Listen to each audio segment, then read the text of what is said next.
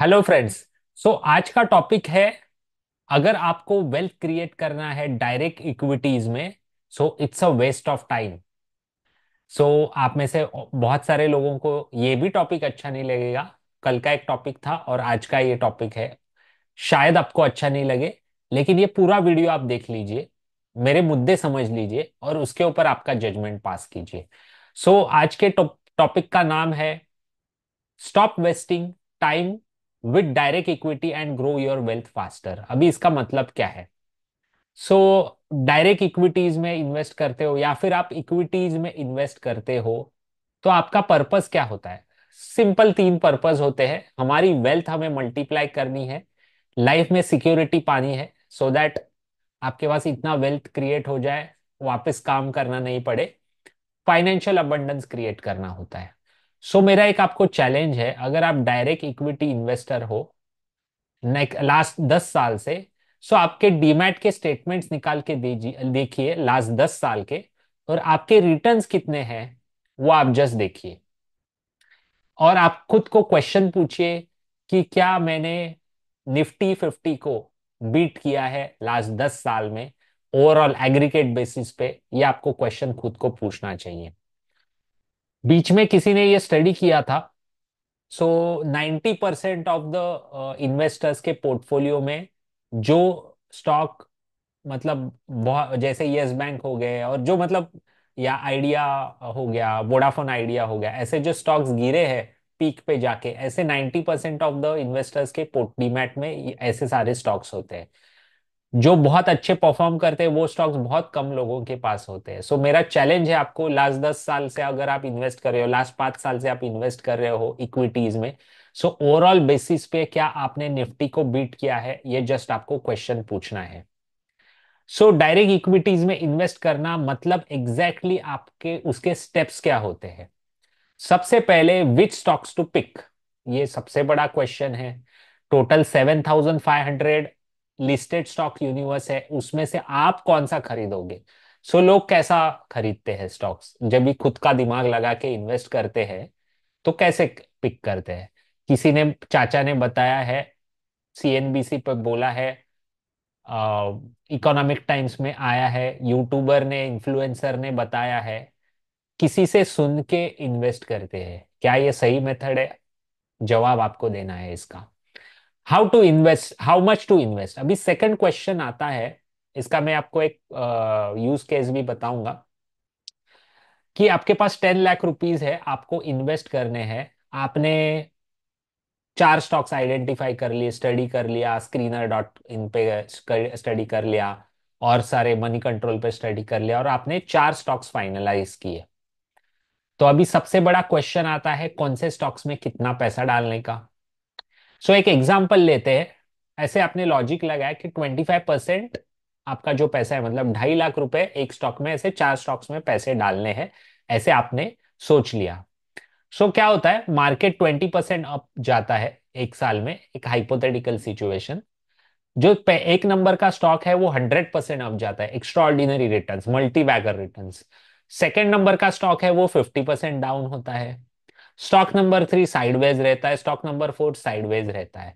So overall portfolio basis पे आपने multi bagger तो आइडेंटिफाई कर लिया, लेकिन टोटल पोर्टफोलियो रिटर्न्स कितने रहे? 12.5%। और मार्केट कितना ऊपर गया? 20%।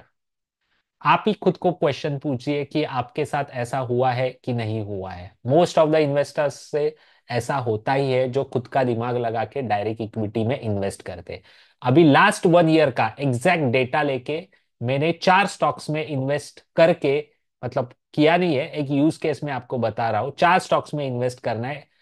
इंडिया के सबसे बेस्ट चार कंपनियां, एचडीएफसी बैंक में 2.5 लाख रुपए इन्वेस्ट किए लास्ट एक साल में। आज डेट है 12 दिसंबर 2024। 12 दिसंबर 2023 को एचडीएफसी बैंक में मैंने 2.5 लाख इन्वेस्ट किए, उसके ऊपर मेरे मुझे 13% के रिटर्न्स मिले। रिलायंस पे 4% के रिटर्न्स मिले एग्जैक्ट 1 ईयर में।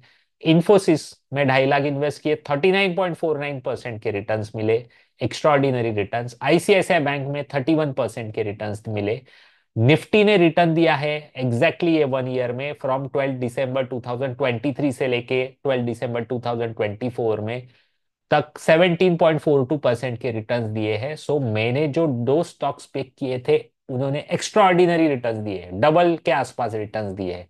एचडीएफसी बैंक साइडवेज रहा है और रिलायंस नीचे गया है। मेरे ओवरऑल पोर्टफोलियो ने 14% का रिटर्न दिया है, डिस्पाइट मैंने दो नए ऐसे स्टॉक्स आइडेंटिफाई कर लिए जो कि जिसने भी ऑलमोस्ट डबल मार्केट से रिटर्न दिए।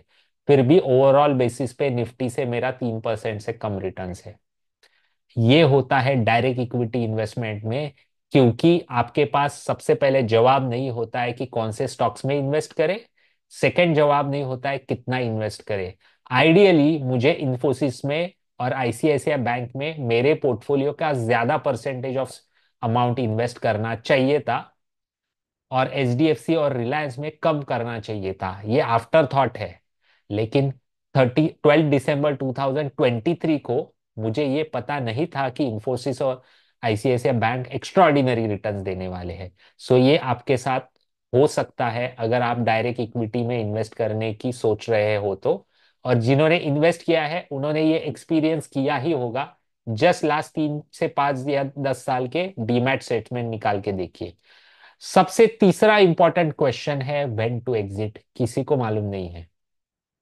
आज ये अगर मेरा पोर्टफोलियो होता और मैं सोचता कि इंफोसिस से निकल जाऊं, मार्केट नीचे जाने वाला है, या मुझे पता नहीं क्या रीजन से नीचे जाने वाला है या कुछ भी हो सकता है, और आज ये मैं बात कर रहा हूँ और इंफोसिस का स्टॉक नेक्स्ट 1 ईयर में डबल हो सकता है। कुछ भी हो सकता है, हमारा आपका मेरा, हम छोटे पार्टिसिपेंट्स हैं, कोई कंट्रोल नहीं होता है मार्केट फोर्सेस के ऊपर। So when to exit is the biggest question.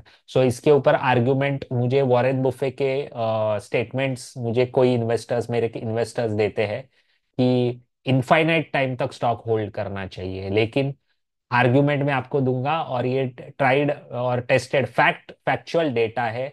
जो बर्कशायर हैथवे है उनका एवरेज होल्डिंग में बोल रहा हूँ 1 ईयर से कम है।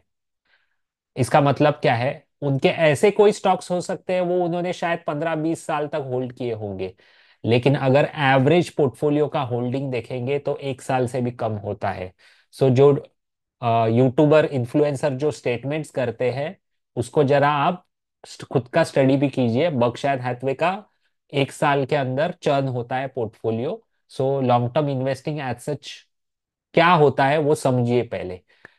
जनरली इन्वेस्टर क्या करते हैं, मैंने स्टॉक पिक किया, स्टॉक नीचे गिर गया, उसमें मैं लॉन्ग टर्म इन्वेस्टर बन जाता हूँ। मैंने स्टॉक लिया, डबल हो गया, उसमें मैं शॉर्ट टर्म इन्वेस्टर बन जाता हूँ। आप खुद को पूछिए ऐसा होता है कि नहीं। So when to exit is the biggest question, और इसका जवाब किसी के पास भी नहीं है। बहुत सारे थियोरेटिकल डेटा अवेलेबल है, साइंटिफिक मेथड्स अवेलेबल है स्टॉक कैसे पिक करे उसके ऊपर, लेकिन स्टॉक कभी एग्जिट करना है उसके ऊपर डेटा अवेलेबल नहीं है। मैं आपके साथ एक स्टॉक जो बहुत फेमस स्टॉक है उसका डेटा आपके साथ जरा शेयर करता हूँ। अडानी एंटरप्राइजेस। सो ओपन करता हूँ उसका चार्ट। सो आप भी आपके इस पे अडानी इंटरप्राइजेस का स्टॉक ओपन कर सकते हो। सो वन सेक शेयर करता हूँ आपके साथ। सो ये अडानी इंटरप्राइजेस का स्टॉक, ये है चार्ट है। सो 2021 के बाद ये ऊपर चलने लगा। सो बहुत सारे लोगों ने इसमें एंट्री किया होगा ये पॉइंट पे, जब ये 1600 का था या फिर 2200 का था। उसके बाद एक पीक उसका अराउंड 3800 4000 के आसपास है। और वन फाइन डे 25 जनवरी 2023 को हिंडनबर्ग का न्यूज आया, उसके बाद लोअर सर्किट लगते रहा ये स्टॉक को, और ये साइडवेज गया बहुत सारे टाइम तक। सो मुद्दा यही है, जब भी ऐसी सिचुएशन आती है 25 जनवरी 2023 जैसी, आपको एग्जिट नहीं मिलता है। सो एग्जिट कभी करना है किसी को पता नहीं है। सो मेरा पॉइंट वही था, थर्ड क्वेश्चन का जवाब होता नहीं है। फोर्थ क्वेश्चन, आपने प्रॉफिट में एग्जिट में मार दिया, वापस री इन्वेस्ट कहाँ पे करोगे। समझ लेते हैं एक हाइपोथेटिकल सिचुएशन, मैंने 10 लाख रुपीज लास्ट 1 साल पहले इंफोसिस में डाला, 10 लाख के हो गए 14 लाख रुपीज 1 साल में, मैंने एग्जिट कर दिए और मैंने ऐसे स्टॉक में डाल दिया जो नेक्स्ट 1 ईयर में 50% डाउन हो गया। सो 10 से 14 लाख हो गए, 14 लाख से वापस 7 लाख हो गए। So re investment risk is the biggest risk ये चारों में से, in direct stock equity investing. So मेरा पॉइंट वही है, आपको एग्जैक्टली आपके लाइफ में क्या चाहिए। इन्वेस्टमेंट करके हैप्पीनेस चाहिए, रात को आराम से सोना है, कि टेंशन लेके सोना है कि आज ये ट्रम्प ने रात को स्टेटमेंट दे दिया है तो कल नीचे उठ के मार्केट गिर जाएगा, या नॉर्थ कोरिया ने ये मिसाइल का बटन दबा दिया है आज रात को तो कल इंडियन मार्केट नीचे गिरेगा। ये सब टेंशन लेके सोना है कि पीसफुली सोना है, ये आपका लुकआउट है। अगर डायरेक्ट इक्विटी इन्वेस्टर बनोगे तो आपके लाइफ में से पीस निकल जाएगा, ऐसा मेरा ओपिनियन है, मेरा एक्सपीरियंस है। 2002 से मैंने जो नॉर्मल इन्वेस्टर्स करते हैं, retail participants, options, penny stocks, direct equity investment सब कर चुका हूँ, और मैं आपके साथ ये एक्सपीरियंस शेयर कर रहा हूँ। सो अगर आपको हैप्पीनेस चाहिए, सॉल्यूशन क्या है? स्मॉल इन्वेस्टर हो, म्यूचुअल फंड में इन्वेस्ट कीजिए। जो म्यूचुअल फंड के मेरे अलग अलग वीडियोस है वो देखिए, उसमें से आपको नॉलेज भी मिलेगा, और भी आप नॉलेज बढ़ा सकते हो बाकी के वीडियोस देख के। अगर आपके पास 50 लाख रुपीज है, सीधा पीएमएस सर्विसेज के बारे में थोड़ा सा रिसर्च करके उसमें पैसे डालिए, पीसफुली आप सो सकते हो। और भी ज्यादा पैसे है, एआई ऑल्टरनेट इन्वेस्टमेंट फंड्स के बारे में आप स्टडी कर सकते हो, और एडवाइजरी सर्विसेज भी ले सकते हो। ऐसे बहुत सारे एडवाइजरी सर्विसेज है जहां पे आपको डायरेक्ट इक्विटी इन्वेस्टमेंट ही करना है, म्यूचुअल फंड में इन्वेस्ट करना ही नहीं है, तो आप एडवाइजरी सर्विसेज लीजिए और वहां पे इन्वेस्ट कर सकते हो।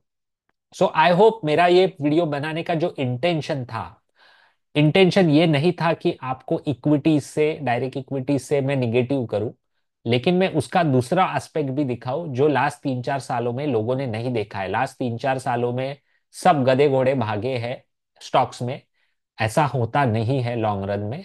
सो ऐसा ना हो जाए लास्ट 3 साल में आपने बहुत अच्छा डायरेक्ट इक्विटी में पोर्टफोलियो बना दिया और एक कुछ तो डाउनफॉल हो गया और सब वाइप ऑफ हो गया।